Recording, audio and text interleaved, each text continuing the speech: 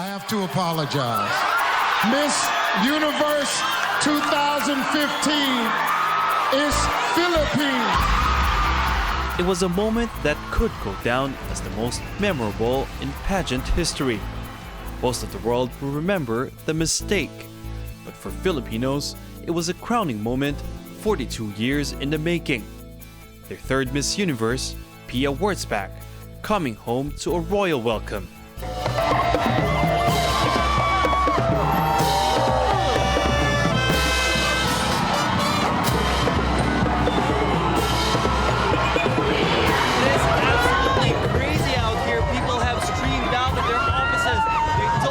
The heat. They don't seem to mind the thickness of the crowd. They just want a glimpse of their Miss Universe, Pia Wurtzbach. And that's exactly what Pia gave them. The Queen smiling and waving tirelessly as she paraded around Manila. Pia may be the only one wearing the crown, but an entire nation was basking in her glory. But to some, a glimpse wasn't enough. Their fans, I've been waiting for 2 hours, so you can imagine how excited I am. and then there are fanatics.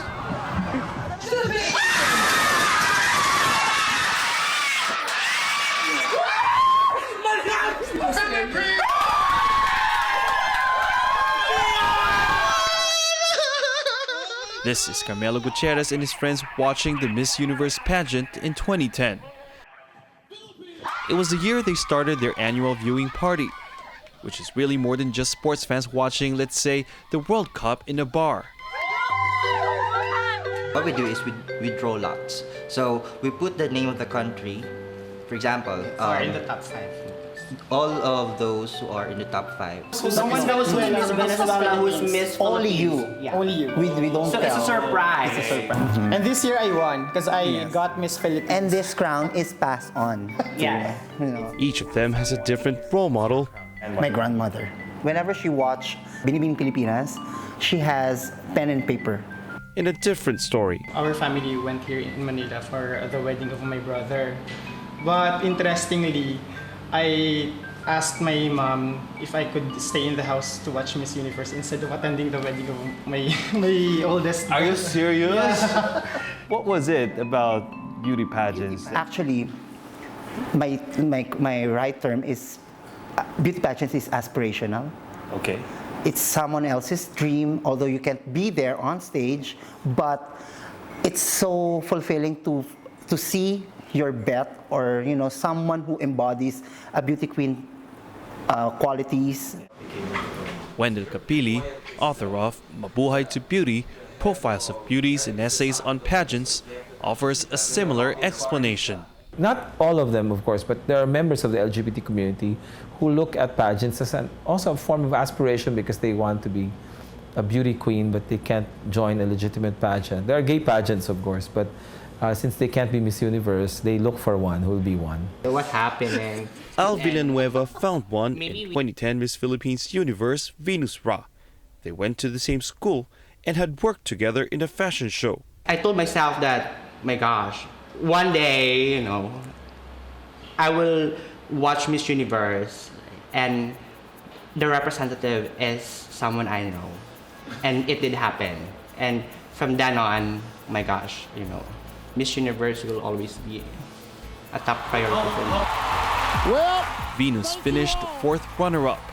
That was the beginning of a winning streak for Filipino beauty queens, culminating in Pia's win at the 2015 Miss Universe pageant.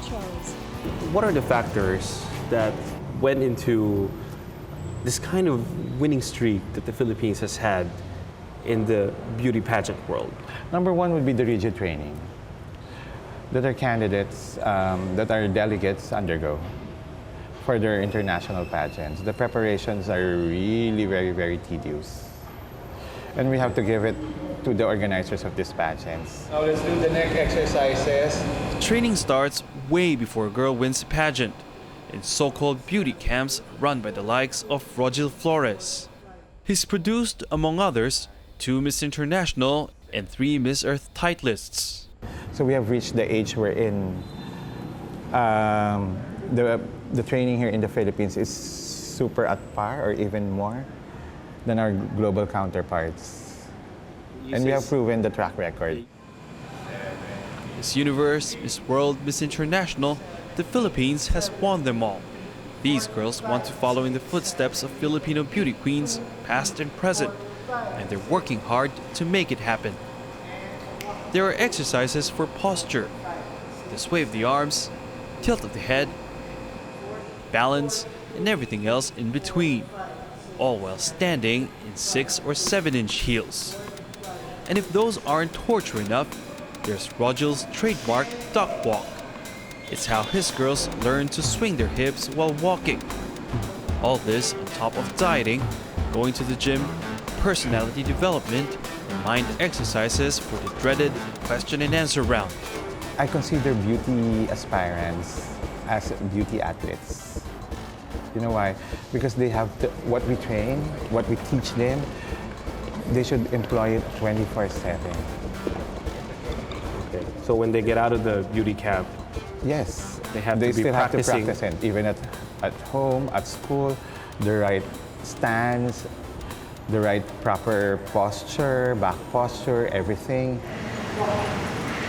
It's hard work, all right, but if it's what it takes to become a beauty queen, 17-year-old Michelle GIANAN is willing to do it. Unlike most girls here, she isn't competing in a national contest. At least not yet. But as a finalist in the most prestigious pageant in her city, she could be on her way. You really want to become Miss Universe? Yeah, I really want to, because I want to show the world that being a woman or being a Caloocanyan is not just about having a beautiful mind, a beautiful face, but a beautiful heart to serve other people. Spoken like a true beauty queen. And not just because she's smart and confident. She really takes pageants seriously. Ipapakita po sa inyo. Bali, this is my notebook po. Ayan. 3 notebooks. Yeah, 3 notebooks. Pero yung... Like Pia Wurtzbach. Pero itong pinaka-bago ko pong notebooks, konti pa lang po yung laman niya. Okay. Actually, yan. May 2016 goals. Let's make impossible possible. Focus is the secret of success. When you dream, dream big. Michelle has dreamed of becoming a beauty queen since she was 3. Back then, her family lived in a big house. Her mother was a successful businesswoman. I love joining pageants, lalo na yung i-express ko yung sarili ko, yung parang yung nakaharap ka sa maraming tao, tapos nag-model-model, yun yung gusto ko, yung rampa-rampa, ganun po ako nung bata.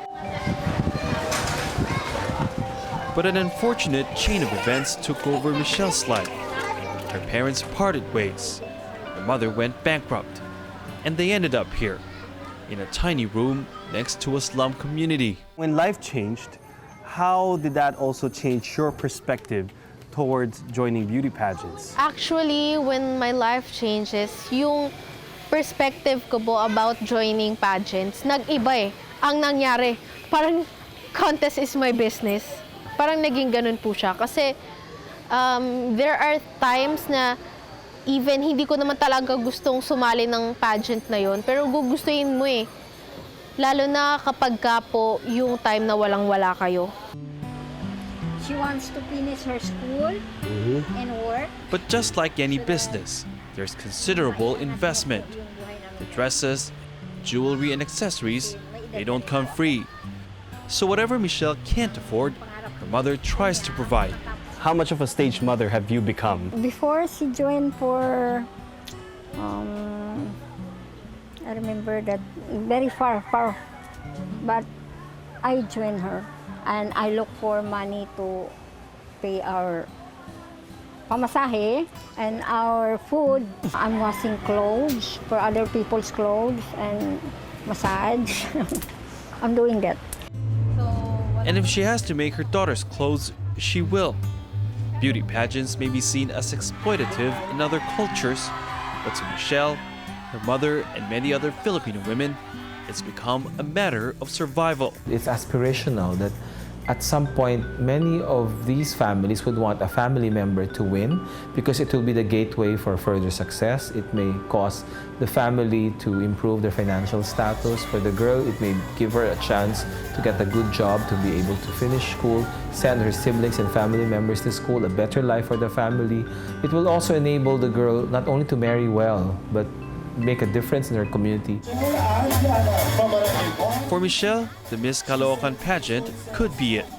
If she wins, she'll take home more than $2,000 and be one step away from a national pageant.